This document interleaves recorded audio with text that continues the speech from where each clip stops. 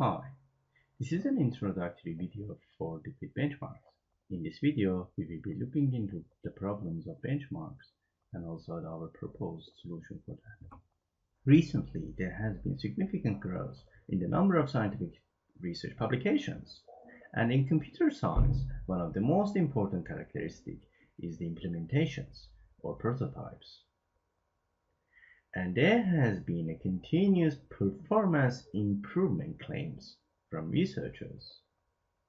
So the quality of the reported their experiments are usually limited to their insufficient effort or time, not enough suitable test cases or other resource constraints. And researchers are usually looking into the good sides of their work, which may not show the whole picture of the real-world scenarios. Now let's look into the challenges of benchmarking in computer science. Basically, there is not enough standard benchmarks available or widely used in computer science. So what's a benchmark? A benchmark is a standard test or set of tests that used to evaluate or compare alternative approaches that have a common aim to solve a specific problem.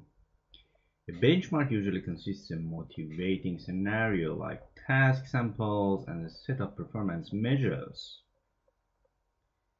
Unavailability of a standard benchmark in a certain domain makes the job for researchers really hard to evaluate and compare their work, and leads to having several ad hoc experimental results in the literature. So for any benchmark to be successful, it must gain wide acceptance by its target community. Designing a successful benchmark is a quite challenging task, which is usually not easy to be achieved by a single author or a research group. And in practice, very few benchmarks were able to achieve big success in their communities like TPC and XMark. In the ideal world, simplifying and improving the task of building successful benchmarks can be achieved by collaborating between peer researchers in the same fields. In an ideal world, researchers should make their source codes and binaries of their implementations available for other researchers to be reused and published results in their own paper. However, unfortunately, we are not living in the ideal world. So there are two emerging initiatives. One is SIGMOD and the other is VLDB. SIGMOD is a conference which you submit code and datasets, and that conference checks the repeatability of the experiment. And in VLDB, it's a special type of paper for experiments and analysis, which you can get the code and datasets and verify the code from the previous research. So there are problems with computing resources. In some domains, conducting experimental evaluations may require huge computing resources. And conducting experimental evaluations may require using different settings for the computing environments in a manner that is similar to different types of real-world environments.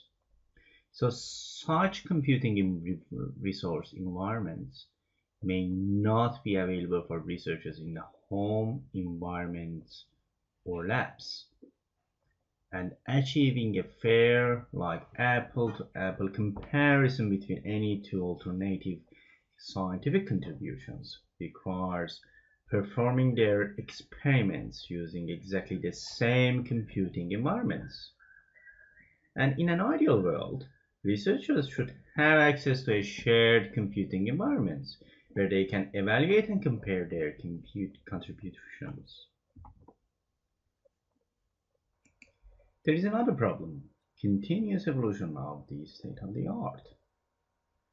Experimental evolution papers suffer from a main problem is that they represent snapshots for the state-of-the-art at the time of their preparation.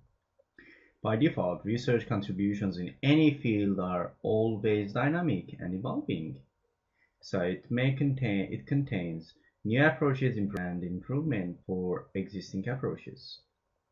Experimental papers can go out of date after a relatively short time of their appearance, and continuous maintenance of the published results may require too much work from their authors, who may lose interest to redo the job after some time. So basically they go out of the date. And collaboration. So we propose our solution, which we call it liquid benchmarks. In liquid benchmarks, benchmarking is as a service. It's an open call for online platforms that facilitates applying independent experimental evolution and comparison techniques between competing alternative algorithms, approaches, or complete systems in order to assess the practical impact and benefit of the research results.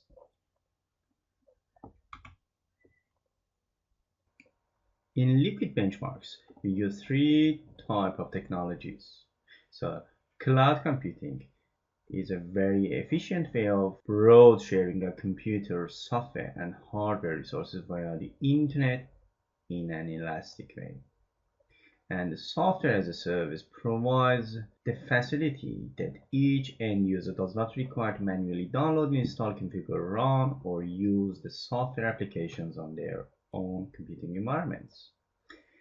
And another side is the collaborative and social web. So we have wikis, blogs, and forums, and they offer a great flexibility in the ability of building online communities between groups of people that share the same interests. So the architecture of liquid benchmarks consists two layers. One is benchmark development and the other is benchmark usage. So benchmark development is the basically developer users. They develop their benchmarks and algorithms based on scenarios, tasks, and metrics. And on the other side, normal users will use Liquid Benchmark UI.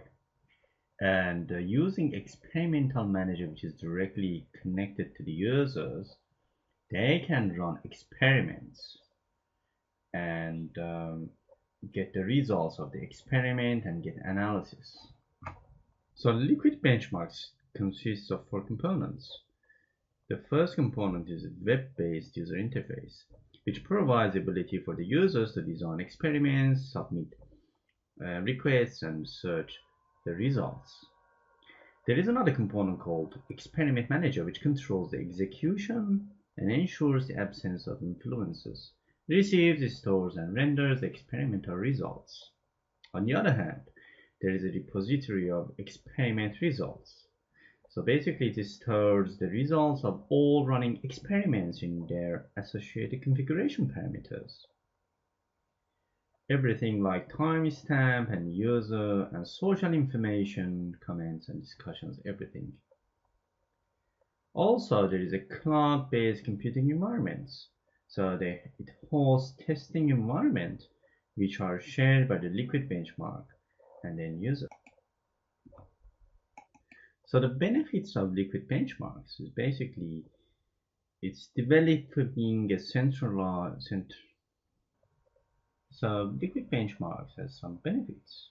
It's developing a centralized and focused repositories for related software implementations and their experimental results, which can be used as a very positive step to solve the repeatability problems.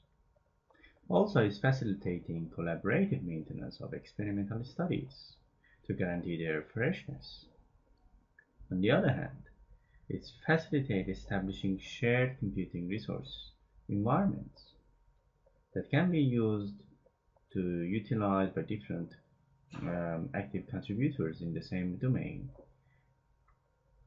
Also, it's leveraging the wisdom of the crowd in providing feedbacks over the experiments and useful insights for solving further problems and improving the state of the art. Also, it's establishing a transparent platform for scientific crediting process based on collaborative community work. So the platform and the project is available online. Project implementation and resources are available online. So the live implementation can implement it. So project implementation and resources are available online. The live implementation is in liquidbenchmark.net 8080/wiki. User help and tutorials are available in wiki.liquidbenchmark.net. Thank you.